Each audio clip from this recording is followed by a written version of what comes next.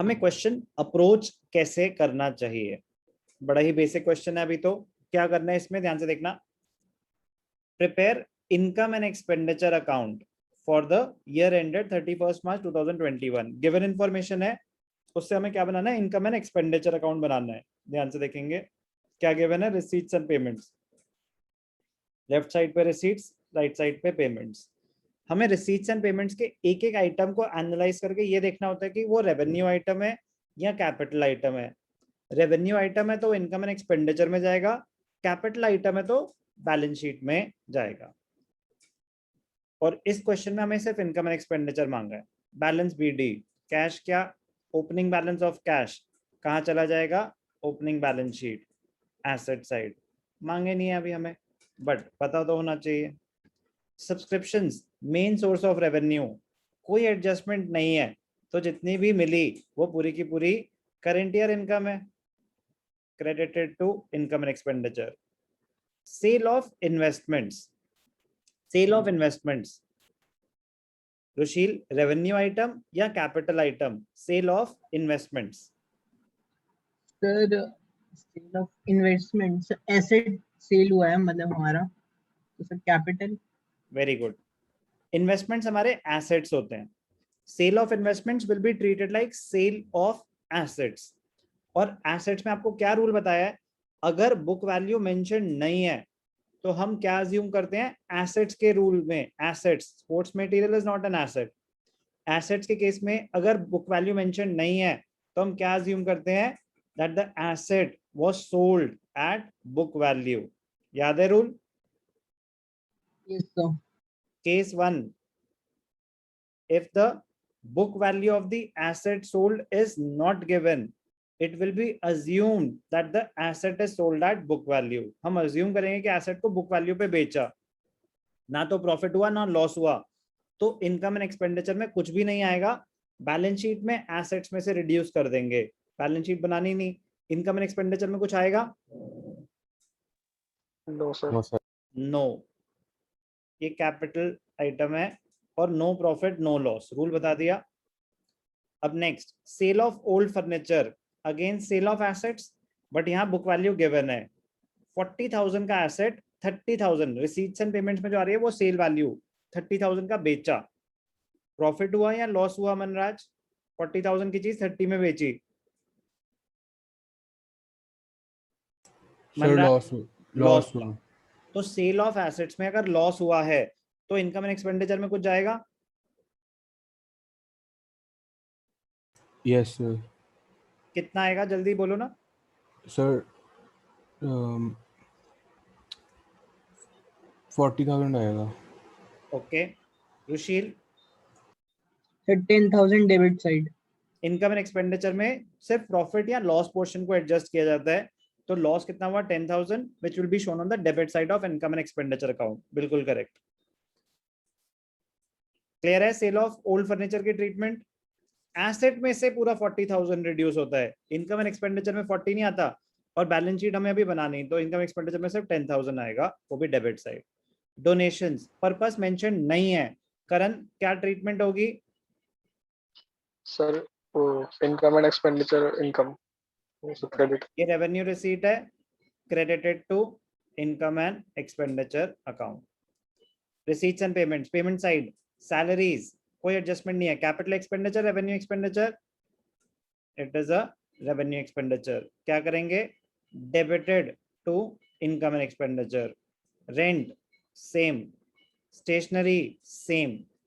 Defence bonds, defence bonds, defence bonds आपके एक तरह की इन्वेस्टमेंट्स होती हैं।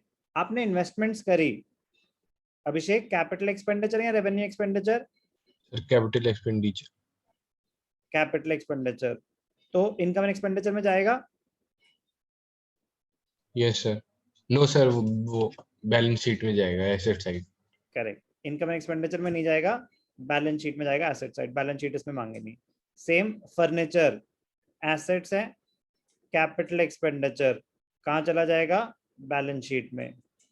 बाइसिकल्स एसेट ही होता है, capital expenditure balance sheet. Closing balance of receipts and payments, closing balance of cash and bank होता है, कहाँ चला जाएगा ये, क्लोजिंग बैलेंस शीट में एसेट साइड। ध्यान से देखना, अब मैं अगर इसको अकाउंट बना रहा होता तो कैसे दिखाता। क्वेश्चन नंबर 40,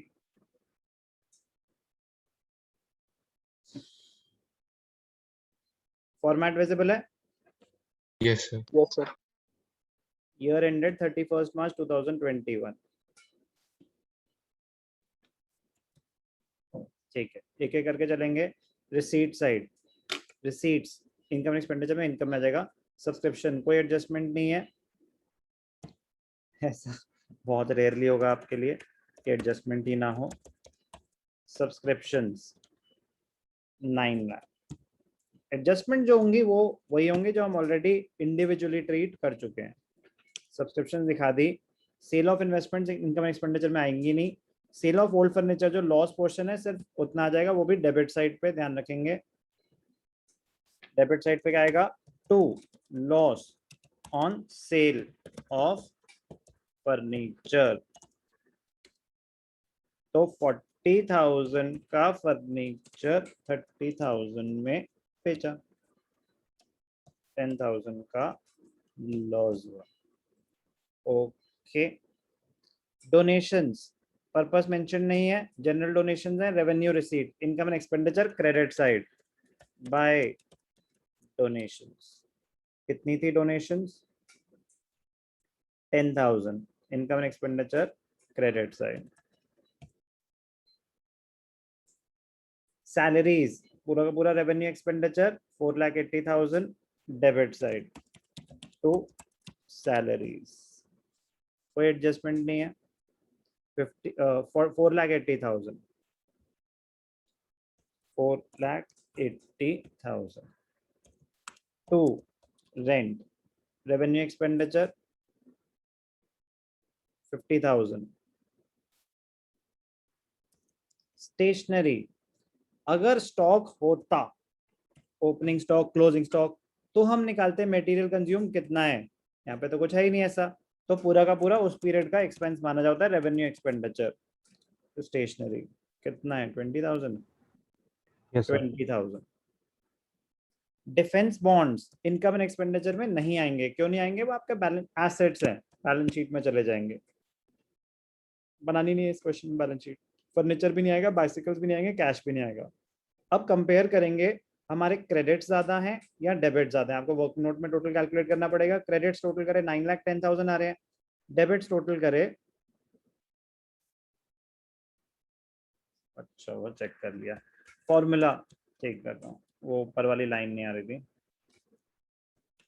5,60,000,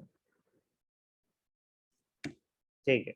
तो डेबिट्स और क्रेडिट्स, क्रेडिट ज्यादा है, इनकम ज्यादा है, तो जो नेट रिजल्ट आता है यहाँ पे नेट प्रॉफिट नहीं लिखते, क्या लिखते हैं, सरप्लस। ब्रैकेट्स में लिखेंगे excess of income over expenditure, excess of income over expenditure. कितना आया सरप्लस, 9,10,000 माइनस 5,60,000, 3,50,000 का सरप्लस था। क्वेश्चन नंबर 40 3,50,000 का सरप्लस है। क्या रूल अप्लाई हुआ, एक जो इंपॉर्टेंट था, if the book value of asset sold is not given, we assume that the asset was sold at book value. Important है काफी ज्यादा। बाकी डिफेंस बॉन्ड्स इन्वेस्टमेंट्स होती हैं। बाकी आपके जो इंडिविजुअली हमने एक एक करके रूल सीखे हैं वो सब हमारे क्लियर होंगे, तो बहुत स्कोरिंग है। तभी इंडिविजुअल ट्रीटमेंट पे इतना टाइम लगाया गया था कि जब बड़े क्वेश्चन करें तो आप रिलेट कर पाए कौन सी चीज कहाँ आ रही है, क्यों आ रही है। Question number 40 easy.